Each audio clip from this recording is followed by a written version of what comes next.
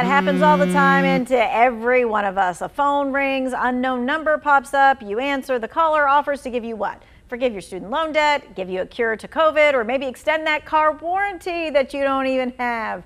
Yeah, those unknown callers are most likely scammers. Lechelle Yates from the Better Business Bureau joins us to talk about scams and robocalls and also best practices that you can take to protect yourself when it comes to business. So let's get your text questions going. The number to text her your question is 336-379-5775. And remember, this is a text only, so please don't call. It is a text only. All right, so Lechelle, let's first and foremost start with this thing called Afterpay. And Afterpay is something that a lot of folks will see online that will possibly make whatever they just bought online a little more affordable, but there's always some kind of catch. Yes, so you often may hear them called buy now, pay later programs. They're loans, lenders, and they break things up into 4 easy payments. And you're going to see it on everything from $4 mascara to something as expensive as a Peloton. And they're really for people who may not have credit, may not want to get a credit card, or may not be able to get credit. All right, so we're taking a look at it now so people can see, like, this is when you're checking out, it'll say change payment method, and it talks about PayPal, and then it's got the Afterpay, that kind of thing. So if you do choose Afterpay and it's a trial, or you're paying in monthly installments and you decide you don't like the product, then what happens? Well, so this is what people need to understand about Afterpay and all of these other buy now, pay later programs, is that they don't have the same kind of protections that a credit card has. And so if you have a problem with the product, let's say you don't like it, it's defective, or you never get it, you just don't have those same protections. And what happens is these lenders, because these really are loans, the lenders make you have to reach out to the merchant and try to get a credit for the product or get a refund.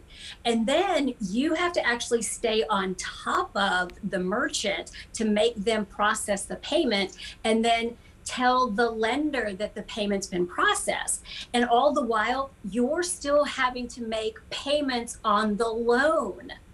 So the big danger is, one, you're still having to make that payment while you're waiting for all of this to happen. And if you're dealing with a scam website, you know that none of that is ever going to happen.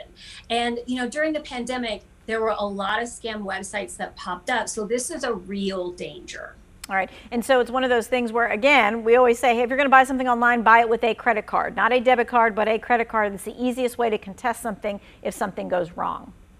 Yeah, absolutely, because you can dispute that charge and you're not having to pay that charge on your credit card while it's in dispute. And you can tell your credit card issuer, hey, I never got the product. I sent the product back, and so I should have gotten a refund. It was a defective product. There's that whole process that's already been set up by the federal government that really protects you as the consumer. These buy now, pay later programs is so new. None of the consumer protection laws have really caught up yet. So just keep that in mind. It's very tantalizing. You don't have to go through credit to get that loan to pay for something expensive or cheap like mascara, but just realize what the dangers are. Okay, let's go and talk about fake QR codes. So I didn't even know that fake QR codes existed until you and I started talking about it. Not that it surprises me that they figured out how to do something like that. So is the danger simply just scanning the QR code, or is it what comes afterwards? It's both. So sometimes you can scan one of these fake QR codes and it will forcibly download an app onto your phone, or it could take you to a phishing website. And you're going to run into these fake QR codes. It could be on a menu from your favorite takeout place. And one of these scammers could have slapped a fake QR code over the QR code from your restaurant. I mean, QR codes these days are everywhere. And it's because they're so convenient. They're on takeout menus, they're on emails, they're on text messages.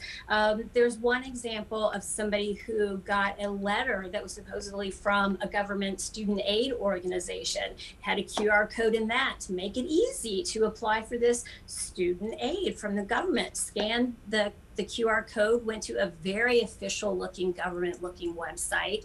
She put in her information, and unfortunately it turned out to be a scam. So it's one of those things where if they have the QR code, you maybe need to double check with them to say, do you have a QR code? Because they may say, yeah, we do, or no, we don't. Yeah, Okay. exactly. I mean, the other thing is you just treat a QR code like you treat any link from somebody that you don't know. What do we do with links we don't know who they're from? We don't click on them. And in this day and age, unfortunately, even if you do get a QR code from somebody that you know, call them first and say, hey, did you really send me this QR code?